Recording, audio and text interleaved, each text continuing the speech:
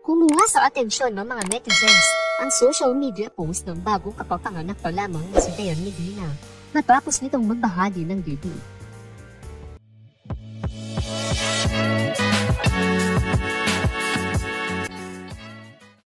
Nanganak si Dayan via cesarean section delivery noong July 23, 2024 sa pangalawa nilang anak ng aktor na si Rajan Cruz. Isang malusog na baby girl ang kanyang isinilang na pinangalanan nilang Maria Isabella Elizabeth. Matapos ang balitang ligtas na panganganak, nagbahagi si Dayan ng update sa kanyang kondisyon. Sa naturang video, mapapanood ang pasilip ni Dayan sa kanyang pagpapagupit ng buhok habang nananatili sa ospital. Anya sa caption ay 3 araw na ang lumipas matapos ang kanyang operasyon at mabuti na lang na mayroong malapit sa ospital na nagbigay ng kanilang serbisyo na magupitan siya. Natatawa pa nitong sambit na kahit mamanas pa siya sa pagbubuntis ay maganda naman ang kanyang buhok. Buong post ni Dayan Medina, 3rd day today after my CS operation. Buti na lang may haircut services near St. Luke's, hahaha. Kahit manas maganda ang hair, hahaha. Thank you Lord. Maraming netizens ang nagpaabot ng kanilang pagkabahala sa ginawang ito ni Dayan lalo na at bago pa lamang ang kanyang panganganak.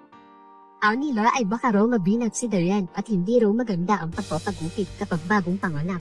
Ayon na rin sa paniniwala ng mga matatanda. Saad ng ilan sa nagkomento, bawal pa po magpagupit kapag pagkaanak lang. Hindi na uso ngayon ang kasabihan ng mga matatanda. Puro po kayo ganda, ang binat po ma'am. Naku, nakakabinat daw yan. Ba't ka kasi nagmamadali magpaganda? Relax ka lang dapat muna. Kaagad naman na nagbigay ng reaksyon si Dayan patungkol sa mga naging komentong ito ng mga netizens.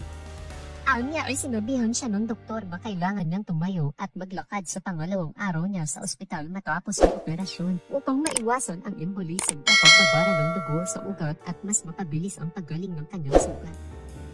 Saad ni Dayan, people are commenting nakakabinat daw, but my doctors told me that I need to stand and walk by day number 2 after my serious operation to avoid embolism and mas mabilis gagaling ang wound. Anyway, just comment down below what you think.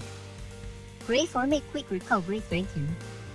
Ilang netizens naman ang pinagtanggol ang actress sa pagpapagupit nito matapos manganak. Amin ang ilan sa nagkomento, nagpagupit lang mabibinat na. Ako ng 4 days after may C-section na sa Walmart, no nag-go-grocery na.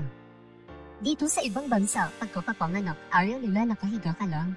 After 8 hours of operation, the doctor will ask you to go shower and walk around para madali daw maghilom ang sugat.